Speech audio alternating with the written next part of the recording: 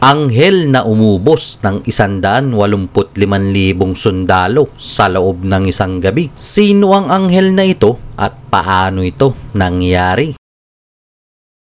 Kung isa ka sa mahilig magbasa ng banal na kasulatan ay malamang na nabasa mo na ang patungkol sa anghel na umubos sa 185,000 sundalo ng Assyria.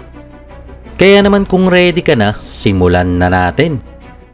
Ilang dekada na ba ang lumipas magmula nang isinulat ang mga libro sa Biblia na magpasa ngayon ang mga nakasulat dito ay patuloy pa ring pinagtutuunan ng pansin ng mga Bible scholars para malaman kung ang mga kwentong nakasulat rito ay tunay o hindi. Ayon sa nakararami, isa sa nakamamanghang kwento na matatagpuan sa Biblia ay ang patungkol sa anghel na umubos sa halos 200,000 sundalo ng Assyria at bukod sa banal na kasulatan ay wala nang iba pang nalalamang patunay o ebidensya na ang kwentong ito ng anghel ay totoo.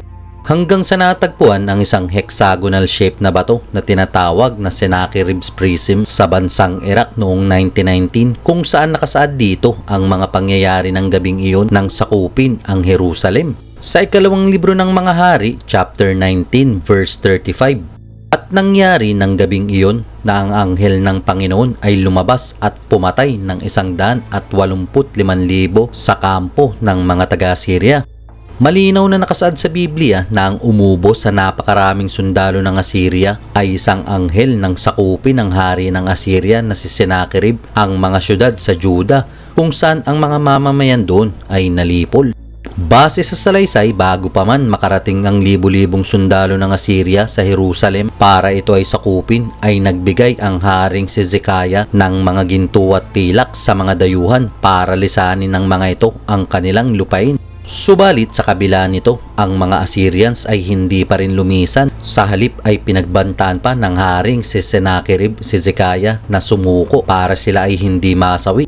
Sa kabila ng pagbabantang ito, ang haring si Hezekiah ay humingi ng tulong sa propetang si Isaias na siya namang ating mababasa ang naging tugon sa ikalawang aklat ng mga hari, chapter 19 verse 20. Nang magkagayoy, nagsugo si Isaias na anak ni Amos kay Ezekias na nagsasabi, "Ganito ang sabi ng Panginoong Diyos ng Israel, sapagkat ikaw ay nanalangin laban kay Sennacherib na hari ng Assyria, ikaw ay aking pinakinggan."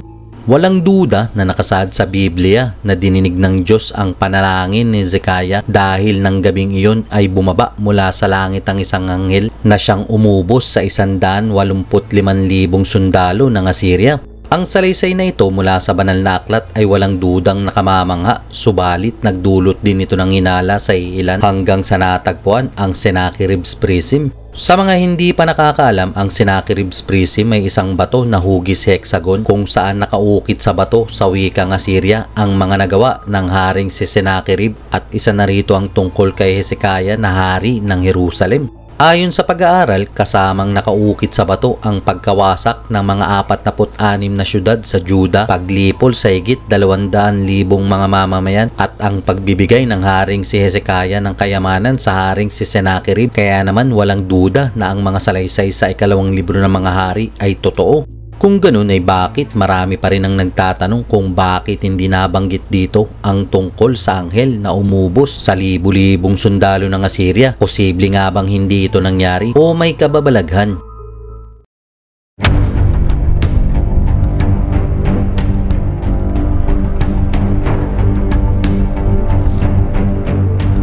Ayon sa iba ay maaaring hindi talaga sinama dito ang kwento tungkol sa anghel na umubos sa mga sundalo ng Assyria dahil isa nga naman itong pagkatalo ng mga Assyrians. Dahil kung tutuusin ay hindi pwedeng isali ang pagkatalo ng hari sa mga tagumpay at pagbawagi nito at napag-alaman din ng mga eksperto na ang pagpaslang kay Sennacherib ng kanyang mga anak ay hindi nakaukit sa bato dahil isa rin itong pagkatalo ng haring si Sennacherib. Bukod pa dyan, ayon sa mga eksperto, ang isa pang nakapagtataka sa mga nakaukit dito ay hindi na pinagpatuloy ang mga kwento tungkol sa Jerusalem. Kumbaga ang kwento ng anghel na bumaba sa langit ay tila pinutol.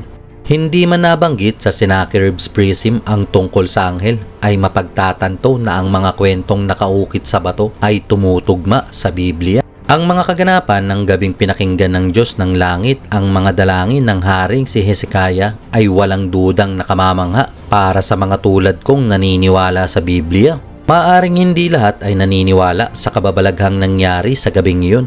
Subalit wag nating kalimutan na ang mismong teksto ng Biblia ang tunay na pruweba ng gabing bumaba ang isang makapangyarihang anghel mula sa langit na umubos sa 185,000 sundalo ng Assyria. Kaya naman walang duda na ang kwento ng anghel ay tunay at totoo. Ikaw, tulad ko, isa ka rin ba sa naniniwala sa kwento ng anghel na bumaba mula sa kalangitan at umubos sa 185,000 sundalo ng Assyria? Comment down below